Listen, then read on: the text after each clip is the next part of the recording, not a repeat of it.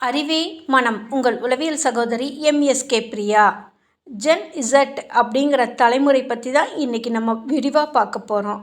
இவங்களோட நடை உடை பாவனை செயல்பாடுகள் எப்படி இருக்கும், இதனால் இவர்களுக்கும் மற்றவர்களுக்கும் எப்படியெல்லாம் பாதிப்பு வருது, இவர்களை முறைப்படுத்த என்ன செய்ய வேண்டும் அப்படின்னு ஒரு மிகப்பெரிய சவாலாக இன்றைய டிஜிட்டல் உலகத்தில் போயிட்டுருக்குது.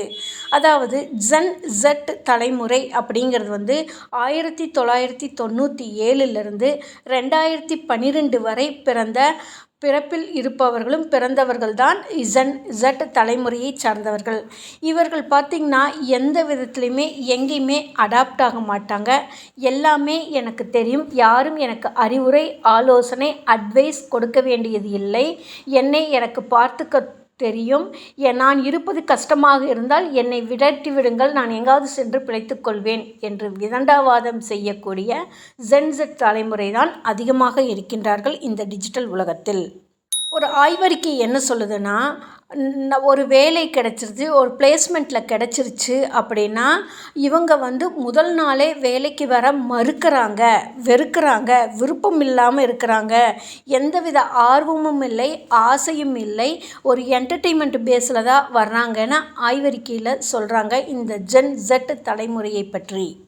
இன்னொரு ஆன்லைன் ஆய்வறிக்கை என்ன சொல்லுது அப்படின்னா, இந்த ஜென் இசட் தலைமுறை பற்றி முதல் நாள், அதாவது பிளேஸ்மெண்ட்டில் வேலைக்கு எடுத்துட்டோம், அப்பாயின்மெண்ட் கொடுத்துக்கிட்டோம், முதல் நாள் வேலைக்கு வர மறுக்கிறாங்க, எந்தவித இன்ஃபர்மேஷனும் கொடுப்பதில்லை, அழைப்பு கொடுத்து கேட்டால் கூட எந்தவித பதிலும் வருவதில்லை, பதிலை தள்ளி போடுகிறார்கள், சொல்ல மறுக்கிறார்கள், தன்னுடைய சுதந்திரத்தை மட்டுமே பார்க்கிறார்கள், தன்னுடைய என்டர்டெயின்மெண்ட் மட்டுமே பார்க்கிறார்கள், வார்த்தைகள் அதுபோன்றுதான் வருகிறது என்று இன்னொரு ஆய்வறிக்கையும் கூட சொல்லுது.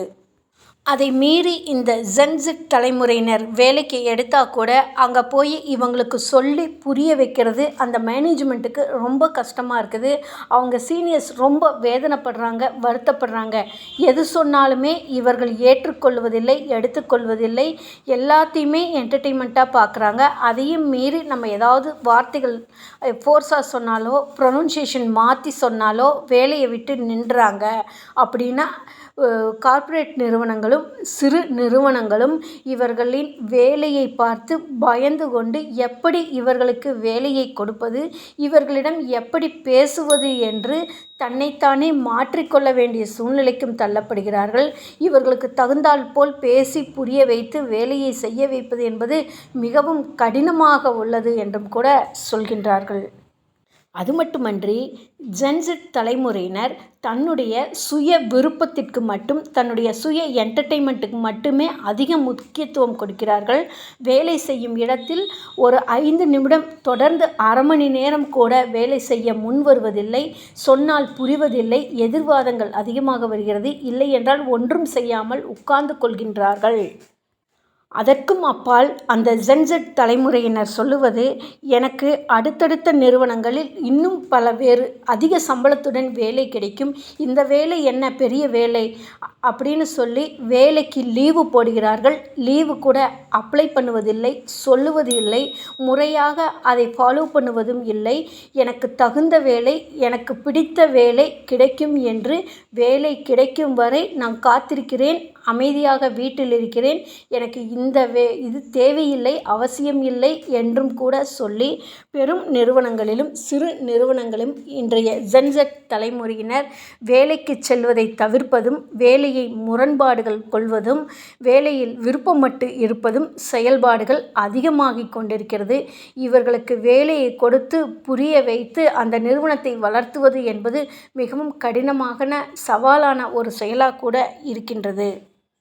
இதற்கும் அப்பால் அடுத்தது பார்த்தோம்னா இது தொழில் சார்ந்து. இதற்கும் அப்பால் இவங்களோட லைஃப் ஸ்டைலில் பார்த்தோம்னா திருமணமாகிற ஸ்டேஜ் கூட இருக்கும்.